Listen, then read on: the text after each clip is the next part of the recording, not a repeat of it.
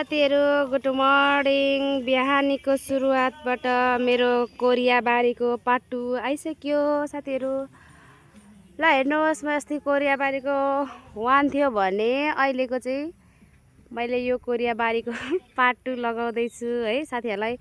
अस्ति हामीले फलेको हल्का अलिअलि फलेको अनि गोड्दै गरेको बनाएर देखाउँदै थिएँ नि तपाईँहरूलाई।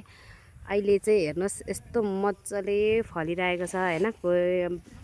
कोरिया बारी पाटु आयो है साथीहरू।